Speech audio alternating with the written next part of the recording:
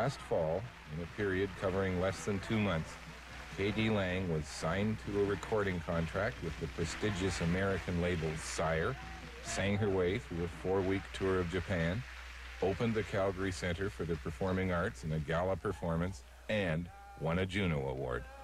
Please welcome Canada's Juno Award winner for Most Promising Female Vocalist, Edmonton's own k.d.lang and the Reclines.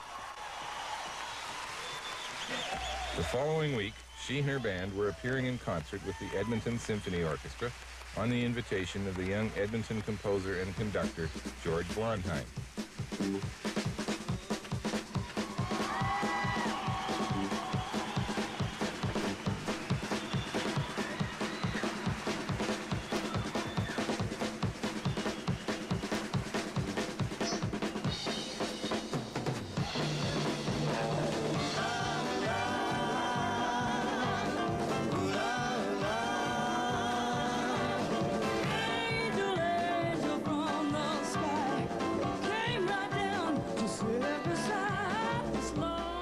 These days, she's spending her time in recording studios like this one in Edmonton, working on her new album with her friend and manager, Larry Wanigas.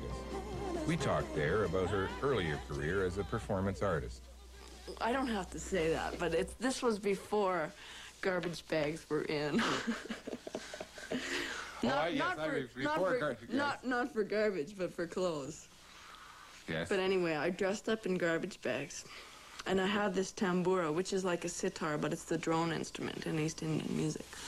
And I set it halfway across the stage. And I entered from this side of the stage, and I literally crawled like really slow, like pulling myself against the floor like that.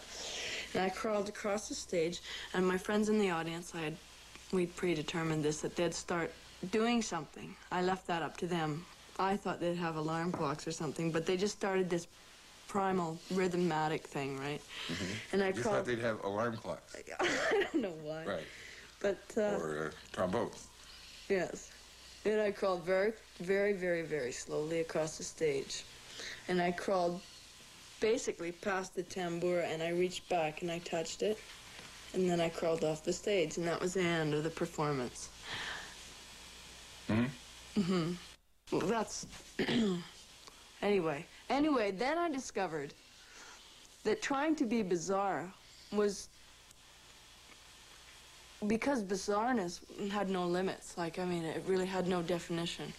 And I really... No rules to play rules. against? No place to play against or lean against? Or is that, like you bent them so far that it became so flexible that it had no stability. And that's why I went to country music, because it's so rigid. And it has so, like, the music is so formulated. Like, you have to work within a structure. You have to work within a roots structure, because it's roots music and it's been built up. What do you think of when you sing a line? Do you actually think literally the words of that line?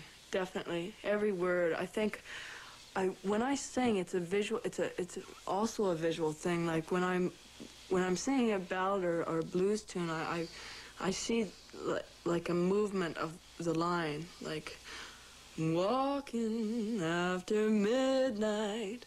And I actually think in waves like that, in colors. And at the same time I mean, if you're going to do walking after, I can't do the hand gestures properly, after midnight, and you just said the highway was over here, I think, but you said walking down the highway. You got, there's an actual picture in your head? What's the line in the Don't Be a Lemming polka about hanging on the wall? What's that line? I pinned myself against the wall, stationed like a horse in stall, wishing they might call me art. You know what you did when you were... did you consciously do that? Did you consciously hang yourself up on the wall when you said that right now? Yeah, when I wrote that song, we were in St. John's, Newfoundland, you were in, yes. And I came out of the bathroom, and there was a picture there. It was a funky old house. It was a band house. And I came out of the bathroom, and I go, pin myself against the wall. And that's how it started. It was all started, actually, by me actually doing that.